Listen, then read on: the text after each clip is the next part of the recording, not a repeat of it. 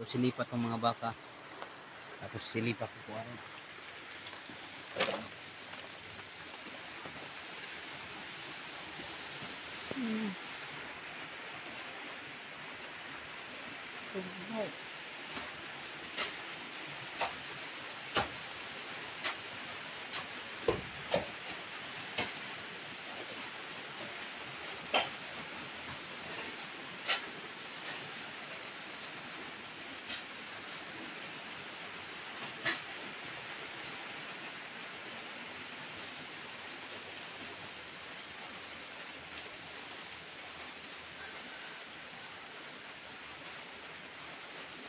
Ngabak.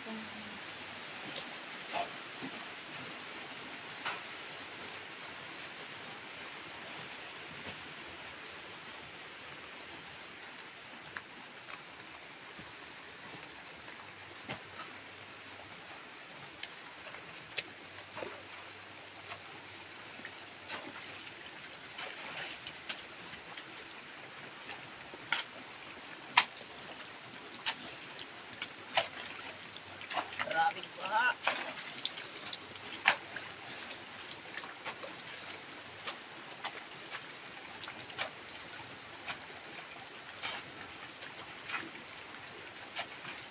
Marwesino na to.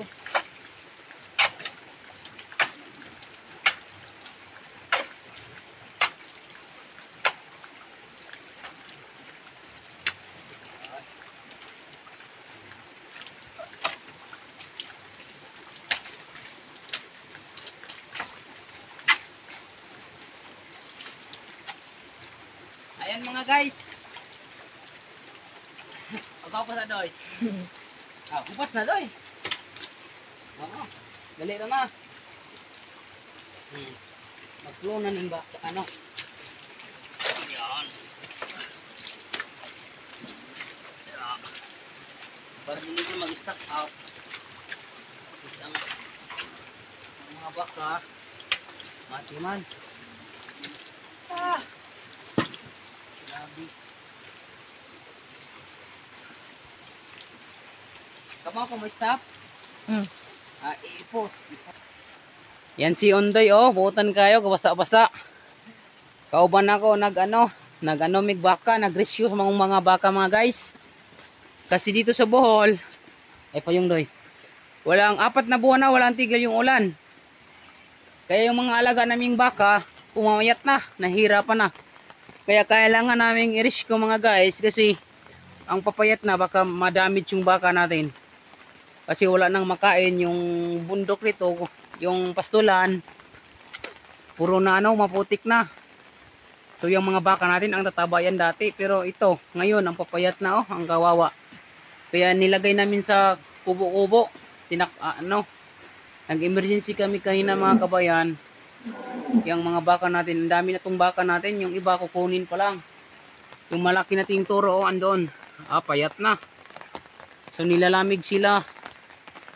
Kasi nga sa walang tigil na buhos ng ulan dito. So ngayon nag-extension tayo ng bahay para dito na lang muna pagsamantala gawan ng paraan para dito sila hindi maulanan at saka bumili na tayo ng pagkain, yung ipa feeds para sa baka para ma-rescue natin, para hindi masayang yung malaking pira na pinaghirapan natin sa bansang Kuwait para makabili tayo ng mga baka para maparami pa.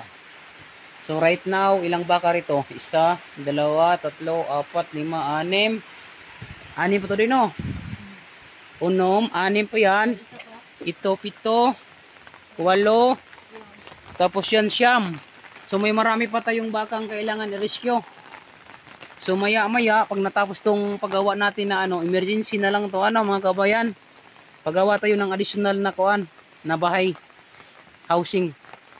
Oo, emergency to kasi kaninang umaga pinagawa ko na agad. Kami mismo ang gumawa, ako saka yung mga tauhan natin.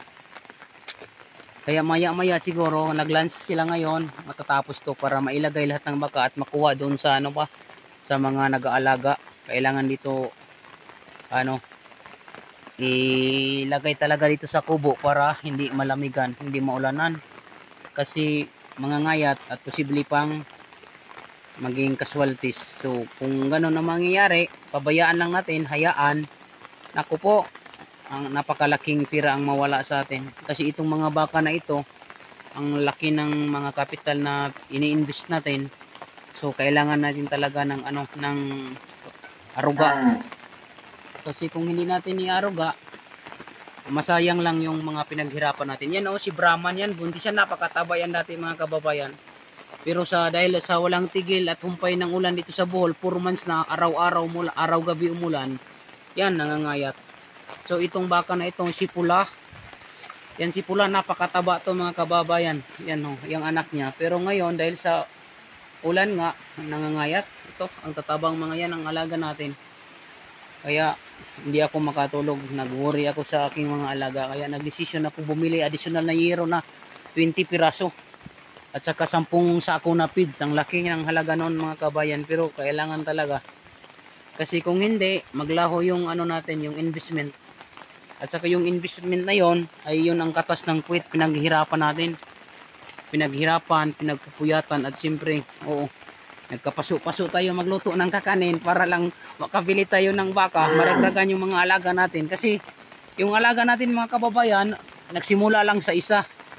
So hanggang pa konti-konti yung binili nating babae, nanganak. At saka pag may extra tayong pira, pag maraming order ng kakanin, so ayun, additional, nagdagdag hanggang ngayon umabot na ng 30 plus yung baka natin. Pero yung iba nga, kailangan po yun i-rescue kasi andun sa malayo pa. So kailangan yun kunin at dalhin rito mamaya pag natapos na yung paggawa natin na additional na bunk house o housing para sa baka. Yan medyo pangit na to kasi tira to ng udit. Ni-repair ko na nga lang. Bahay to ng kuya ko pero hindi niya napagawa dahil nga medyo hirap. At naglipat na, pinagawa natin ng bahay kubo sa kabilang farm. Kaya yan mga kaibigan, kailangan talaga yung alaga natin ay pahalagahan, mahalin, at siyempre kailangan ng arugain. Oo, para hindi masayang yung pira natin. Kasi alam nyo naman, bilang OFW, napakahirap maghanap ng pira, maghanap ng buto para lang matupad yung pangarap natin. Kaya ayun, minsan ganito talaga, wala tayong magawa dahil yung panahon hindi natin hawak. Pero kailangan natin gawa ng paraan para hindi ma-damage at mawala yung mga pinaghihirapan natin. So yan mga kababayan. So inshallah within today, afternoon, matapos ito kasi kailangan na to, minamadali na nga namin. Ayan ilang poste ang dinagdag, 4 dito hanggang doon yung malawak-lawak naman, makasya to lahat ng baka rito.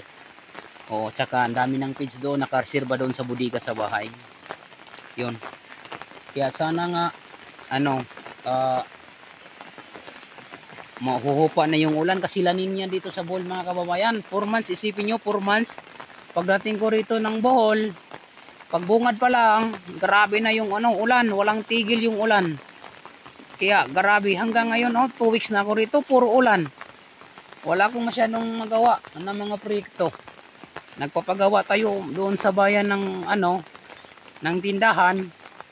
Maria Josep mga kababayan, layout, 3 araw, ilang butas lang ang nagawa dahil nga sa walang tigil na ulan. Kaya nga po sana Lord, patigilin niyo na po yung ulan. Kasi kawawa po yung mga mga hayop, yung mga tanim, mga farmers po ang naapektuhan Lord. Yung iba walang makain, walang maulam, wala dahil ulan. Walang bigas, walang masaing. Kasi kung may palay, hindi rin pwedeng ibilad at ipagiling dahil nga kailangan ng araw. So ayun, ang mga kambing natin mga kababayan, ang dami, kawawa talaga mga kambing. Hindi makaipastol dahil nga sa lakas ng ulan, walang tigil, nilalamig. Kung sa Bisaya, gikugman. Mo nang kailangan gud nato nga i-rescue para hindi sila mamatay. Yan buntis yan si Brahma, napakalaking baka yan. Ngayon tingnan mo, walang laman yung tiyan. Kawawa. Hindi pa sa giliran kasi hindi pa nga natapos siya. Yan si Ondoy ang katuwang namin. Katuwang ko sa rito, pagkakanal. lahat. At doon yung mga tao natin kumain pa ng tanghalian. Sabi ko bilisan kasi para matapos yung yung proyekto natin, yung mga pinapagawa. Ano po? Kaya sana nga Lord, patigilin niyo na po yung ulan Lord.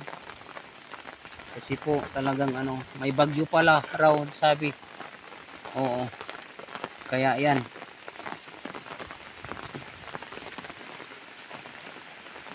Ayan.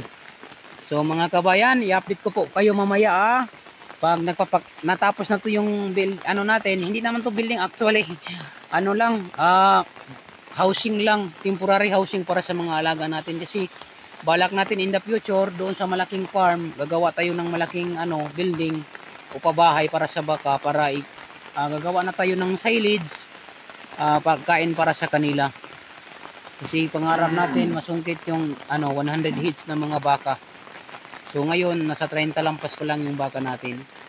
So ayun mga kabayan, sa aking mga subscribers at followers, marami pong salamat sa inyo sa patuloy ninyong pagsubaybay sa ating munting channel.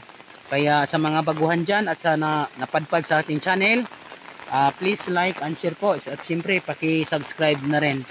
So ayun mga kababayan, marami pong salamat at happy weekend. Doy, bye bye. Adios amigos, masalam.